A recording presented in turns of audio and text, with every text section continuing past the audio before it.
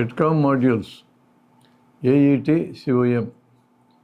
ఏ అంటే యాటిట్యూడ్, ఈటీ అంటే ethics, COM అంటే కమ్యూనికేషన్. ఈ మూడు అంశాలు వైద్య విద్యార్థులకి నేర్పాలనే ఉద్దేశంతో మెడికల్ కౌన్సిల్ ఆఫ్ ఇండియా రద్దై ఎన్ఎంసి రాబోయే ముందు ఈ ప్రతిపాదనని అన్ని మెడికల్ కాలేజీలకి చేసింది.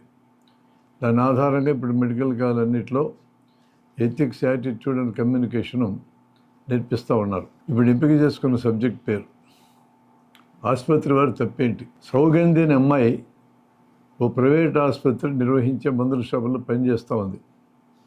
అదే ఆసుపత్రి ల్యాబ్లో పనిచేసే అంజాద్ ఖాన్ అనే అబ్బాయి, నిన్ను ప్రేమిస్తున్నా, నువ్వు కూడా నన్నే ప్రేమించాలి, ఇంకెవరి వైపు చూసినా పెళ్ళాడినా నిన్ను సఫా చేసి జైలుకని వెళ్తా కానీ నేను వదిలిపెట్టను అని ఏడాదిగా వెంటబడుతున్నాడు. మొదట్లో అమ్మాయి అంత సీరియస్గా తీసుకోలే. ఈ మధ్య వాడు బొడ్లు చాకు పెట్టుకుని తిరుగుతున్నాడు.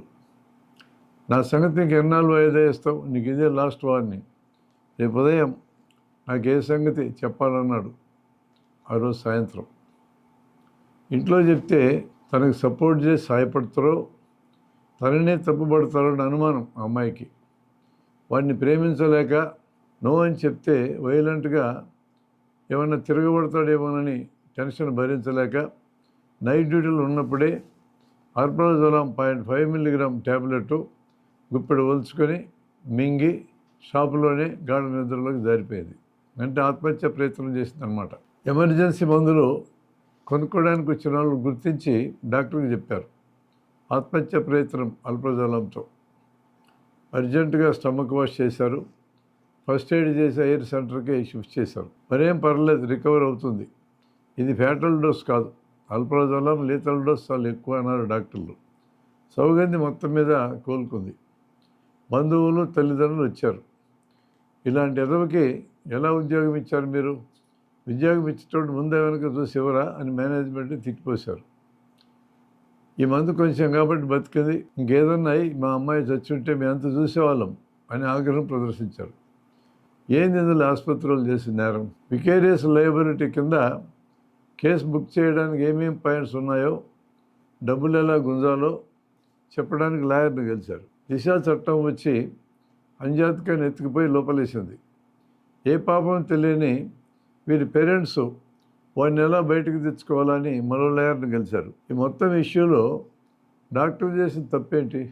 వీడికి ల్యాబ్లో ఉద్యోగం ఇచ్చాడు, ల్యాబ్ పని చేసుకుంటాడు బుద్ధిగా అనుకున్నారు తప్ప ఈ ప్రేమలు గేములు కథ పెట్టి ఒక అమ్మాయిని వేధిస్తాడని వాళ్ళకి ముందు ఎట తెలుస్తుంది.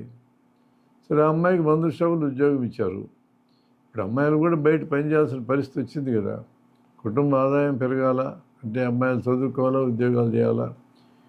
కనీసము కుటుంబం నడవడానికి తల్లి తండ్రి ఇద్దరు పని చేస్తే తప్ప పని నడవని పరిస్థితి ఉన్న కుటుంబాలు చాలా ఉన్నాయిగా. ఈ మధ్యకాలంలో 10th ఇంటర్ చదివిన అమ్మాయిలు చాలామంది బయట చిన్న చిన్న ఉద్యోగాలు చేసుకొని బతుకుతున్నారు. అంటే ఇద్దరు పని చేయక తప్పని పరిస్థితి, ఇంట్లో ఉన్న పిల్లలు కూడా పని చేయక తప్పని పరిస్థితి, ఉపాధి కల్పన రంగంలో వచ్చింది సమస్య.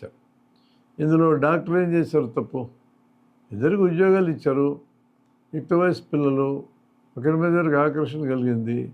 ఆకర్షణని ఎక్స్ప్రెస్ చేసుకోవచ్చు, చెప్పుకోవచ్చు, ఇష్టమైతే వాళ్ళు పెళ్లి దాకా పోతారో మరో రకంగా కలిసి ఉంటారో సహజీవనం చేస్తారో ఏమి డాక్టర్కి సంబంధించిన ఇష్యూస్ కాదు.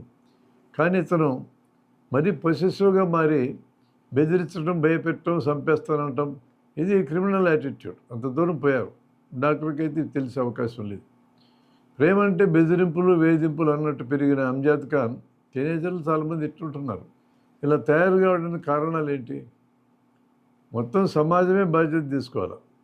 తల్లిదండ్రులు పిల్లల్ని ఎలా పెంచాలో తెలియకపోతే సమస్య వస్తుంది. 90 ఏళ్ల క్రితం గుడిపాటి వెంకటచలం బిడ్డల శిక్షణ అని పుస్తకం రాశాడు. పిల్లలు టాప్ ప్రయారిటీ ఉండాలి మనకి, పిల్లల్ని పెంచడం మీద తల్లిదండ్రులు ప్రత్యేకమైన శ్రద్ధ చూపాలని చెప్పని అన్నాడు ఆయన. పిల్లల్ని కనడానికి శిక్షణ అక్కర్లేదు, కానీ పిల్లల్ని పెంచడానికి శిక్షణ కావాలి అన్నాడు. ఈ మధ్యకాలంలో పిల్లల్ని పెంచడం చేతకాని వాళ్ళందరూ పిల్లల్ని కనడం మొదలుపెట్టారు అన్నాడు ఆయన.